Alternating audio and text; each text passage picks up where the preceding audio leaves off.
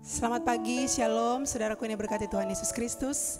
Salam sejahtera buat kita semua dimanapun saudara berada. Kita mengucap syukur kepada Tuhan. Kita kembali berjumpa dalam program rohani Smokol Pagi. Puji Tuhan, Tuhan sudah membangunkan kita dengan segala keadaan yang baik pada pagi hari ini. Untuk itu dimanapun saudara berada, saya mengajak kita semua, mari buka hati kita. Kita datang kepada Tuhan, kita mau bersyukur untuk kebaikan dan anugerah Tuhan. Bawa syukurmu, bawa sembahmu kepada Tuhan. Dan kita memulai hari ini bersama dengan Tuhan. Mari berdoa. Bapa di surga, terima kasih untuk kebaikan-Mu, untuk rahmat dan anugerah yang baru yang kami terima hari ini.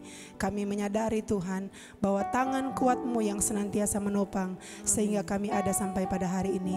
Sebab itu dalam anugerah-Mu, dalam hadirat-Mu, kami mau buka hati kami mau menyembah-Mu Tuhan, meninggikan nama Yesus, dan kami mengimani sepanjang hari ini Tuhan senantiasa menyertai kehidupan kami. Terima kasih Bapa, kami mau memuji dan menyembah Engkau di dalam nama Yesus. Haleluya. Amin. Terima kasih Roh Kudus. Kami bawa kerinduan kami Tuhan. Kami menyembah-Mu di hadirat-Mu. Biar kasih-Mu memenuhi. Biar hadirat-Mu memenuhi kami. Mari bersama nyanyikan.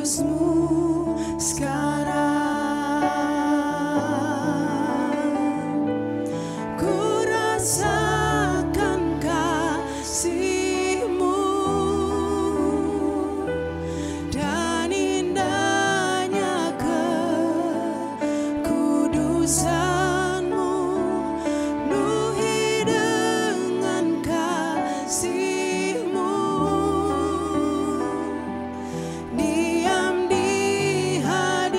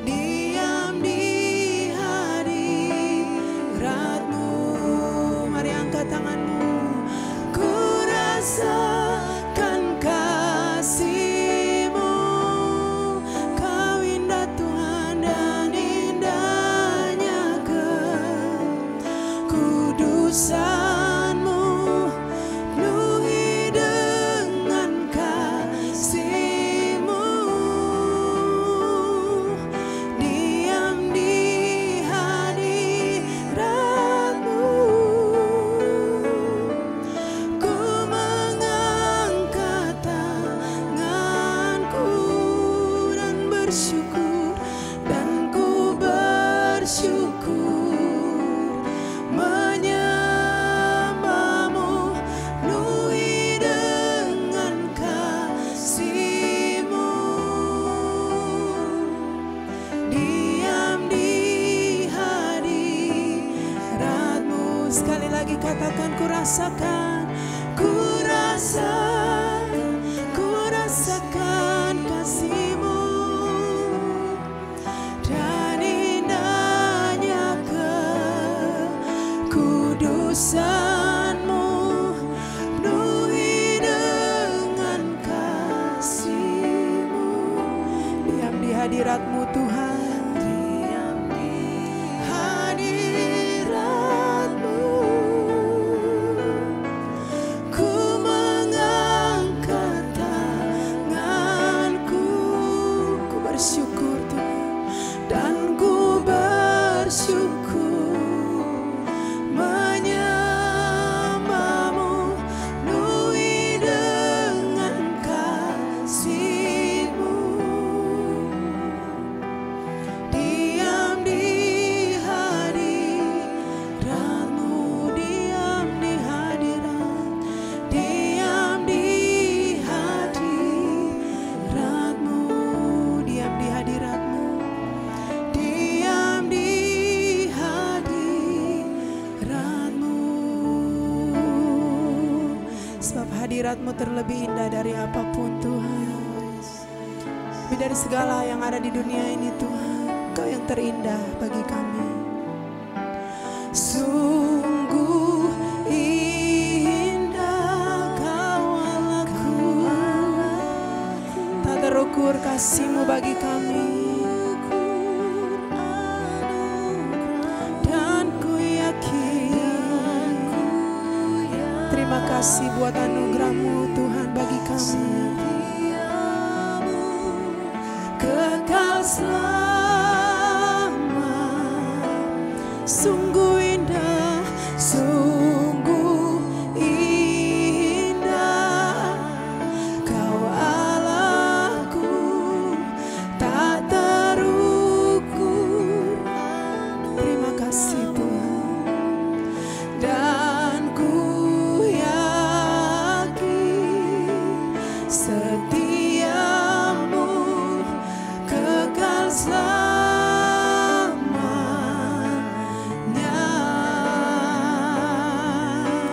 Sungguh indah Kau, sungguh indah Kau Allahku, tak terukur anugerah-Mu.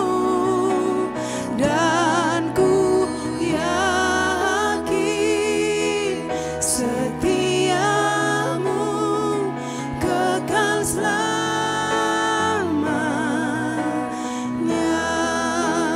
Sungguh indah Kau Allahku, tak terukur anugerah-Mu. Dan ku yakin setia-Mu kekal selamanya. Dengan lembut katakan, sungguh indah Kau Allahku. Dimanapun sudah berada pada pagi hari ini, agungkan Tuhan, sembah Dia. Dan ku percaya kasih setia-Nya selamanya. Kekal selamanya. Dan ku yakin, dan ku yakin setia-Mu kekal selamanya. Dan ku yakin, dan ku yakin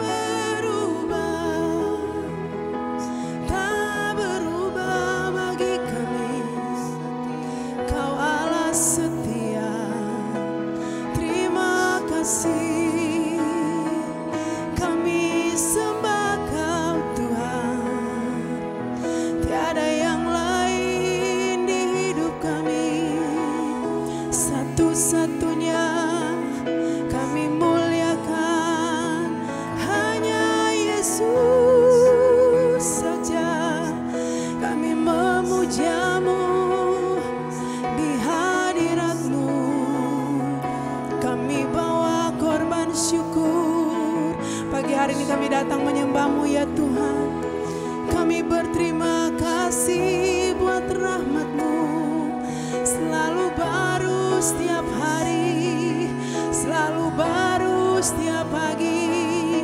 Kami sembah Kau, mulialah nama-Mu, kasih setia-Mu lebih dari hidup. Kami nyanyikan Tuhan, terima kasih Bapa, ajaib anugerah-Mu. Mari sembah Yesus, tinggikan sembah Dia. Inaya ralama ralama ya syara ralama ya se. Haleluya, haleluya. Diberkatilah nama-Mu. Haleluya, haleluya. Mulialah nama-Mu Tuhan Yesus. Haleluya, haleluya. Diberkatilah Kau Tuhan, sekarang selamanya. Haleluya, haleluya. Kudus nama-Mu Tuhan. Ya ralabaralama ya syararabaralama. Kau melawat semua kami pagi hari ini Tuhan, dengan kasih setia-Mu, dengan hadirat-Mu Tuhan. Penuhi setiap hati kami, biar setiap kami lapar dan haus akan Engkau senantiasa. Kau yang terutama bagi kami, Kau yang terutama di hidup kami Tuhan. Terima kasih Roh Kudus. Tangan kami terbuka bersyukur kepadamu Tuhan. Selamanya Kaulah pusat syukur kami, Kaulah pusat pujian kami Tuhan. Terima kasih Roh Kudus, terima kasih Tuhan. Selamanya kami mencintai Engkau Yesus. Terpujilah Engkau Tuhan. Haleluya, haleluya. Terpujilah nama-Mu Tuhan. Terpujilah selamanya, sampai akhir ku memuji-Mu. Terpujilah Tuhan. Mari bersyukur, agungkan Dia. Terpujilah nama-Mu Tuhan. Terpujilah selamanya, sampai akhir ku memuji-Mu. Terpujilah Tuhan.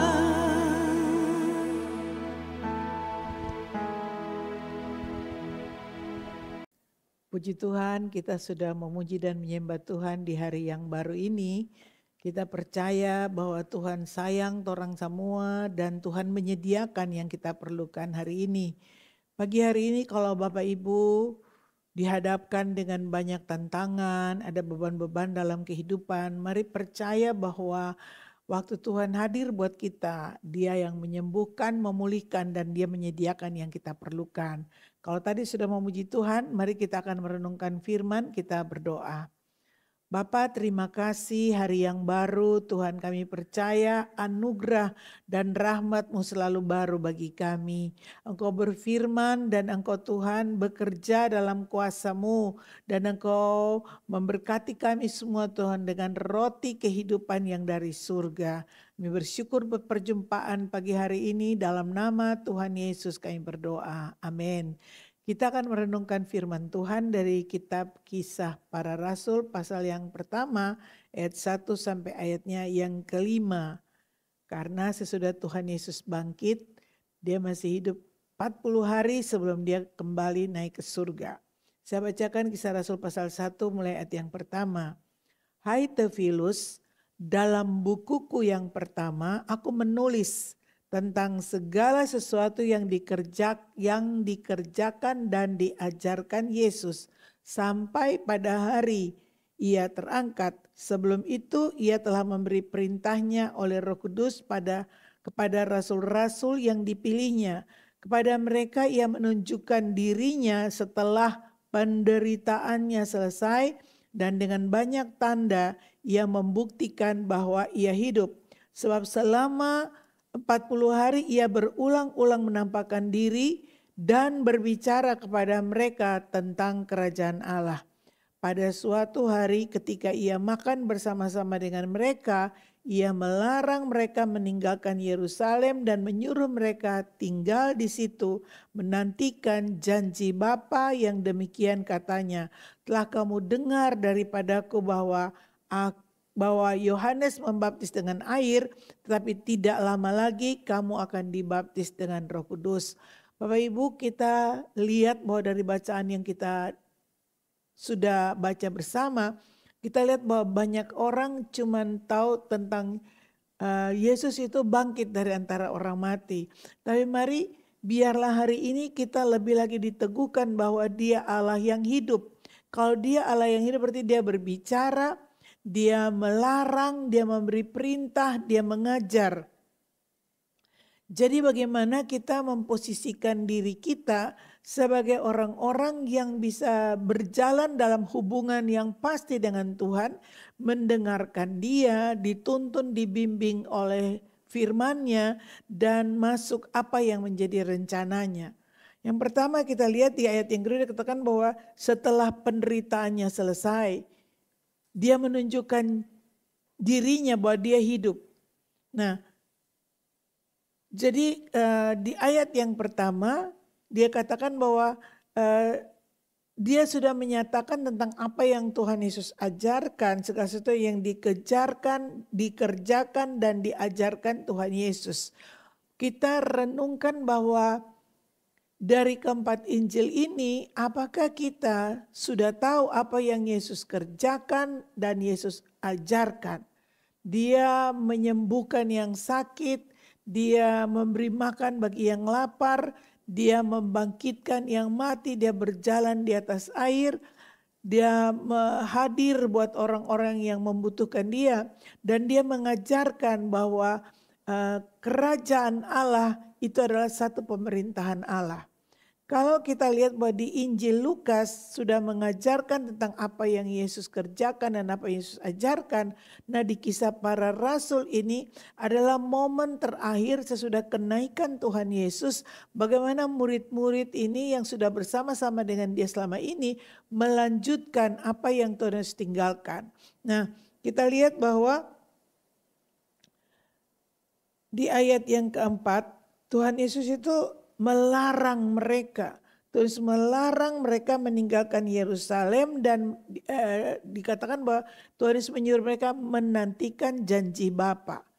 Jadi lihat bahwa kalau sampai Tuhan Yesus melarang mereka meninggalkan Yerusalem dan mereka menantikan janji Bapa, berarti apa yang Bapa janjikan itu penting.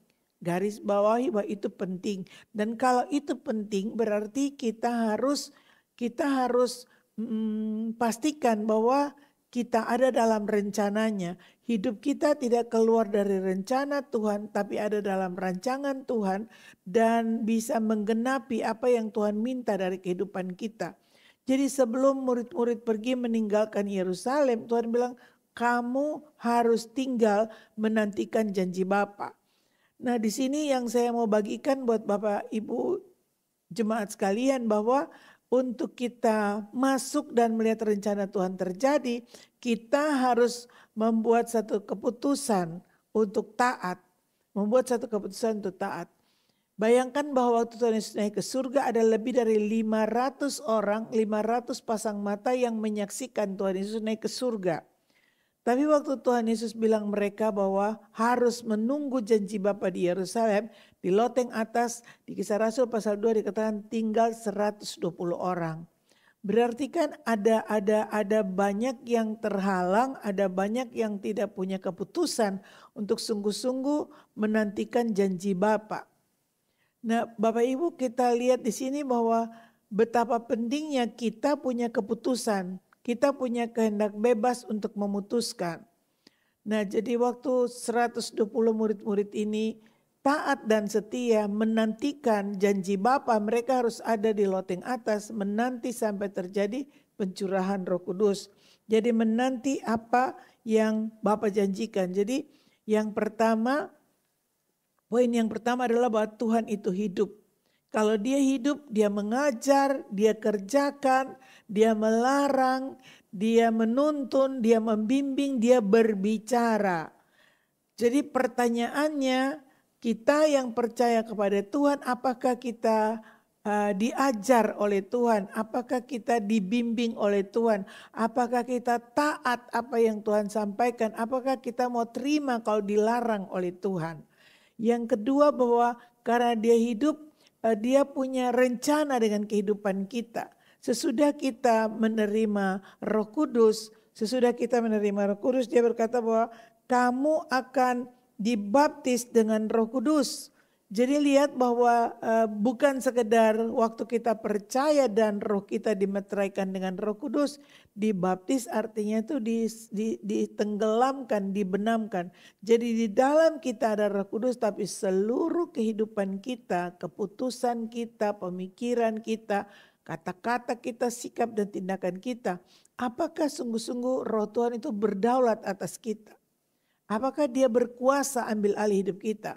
Karena ini yang terpenting. Di Kisah Rasul pasal 1 yang tadi kita sudah baca itu, ya sesudah penderitaannya selesai, dia menderita untuk kita. Dia menyatakan dirinya berulang-ulang, dia hidup. Dan kalau dia hidup, dia berbicara, dia mengajar, dia membimbing, dia menuntun, dia melarang. Dia melindungi, dia menjagai, dia memeluk. Jadi kita pastikan apakah kita mengalami Allah yang hidup itu. Dan kalau kita dengar, maka ada janji Bapa yang luar biasa yang dicurahkan buat kita. Kita mau menanti enggak janji Bapa. Harus jadi orang-orang yang punya keputusan, punya ketaatan. Karena kalau hidup dalam kehendak kita sendiri, dalam keinginan-keinginan kita, kita tidak akan bisa memberikan waktu untuk mendengarkan Tuhan, untuk berjalan dalam ketaatan. Kemudian lihat betapa pentingnya garis bawah sesudah Tuhan Yesus pergi, maka Roh Kudus itulah menjadi roh kebenaran, roh pribadi Allah yang tinggal di dalam kita.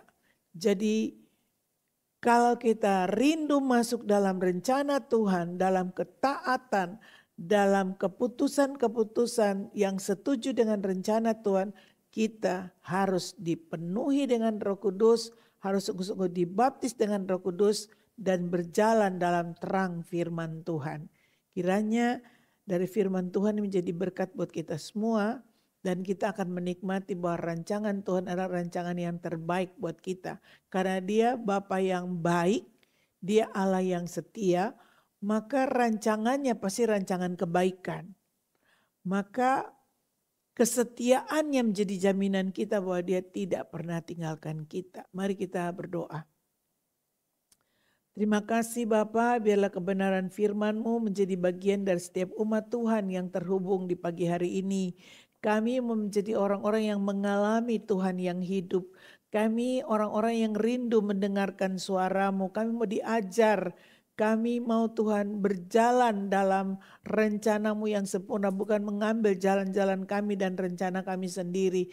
Kami tahu bahwa janji Bapa itu penting, bahwa Engkau mencurahkan Roh Kudus-Mu Tuhan, supaya kami, Tuhan punya penolong, kami punya penasehat, kami punya penghibur yang tinggal dalam kami. Biarlah hidup kami dipenuhi oleh seluruh kehadiran-Mu Tuhan, oleh seluruh kelimpahan-Mu Tuhan, turun buat kami semua. Yang sakit disembuhkan, yang susah dihiburkan, yang lemah dikuatkan, dan kami berkata kami kuat karena Tuhan. Terpuji Bapa di surga, kami bersyukur dalam nama Tuhan Yesus Kristus kami berdoa. Amin, amin. Tuhan memberkati, shalom.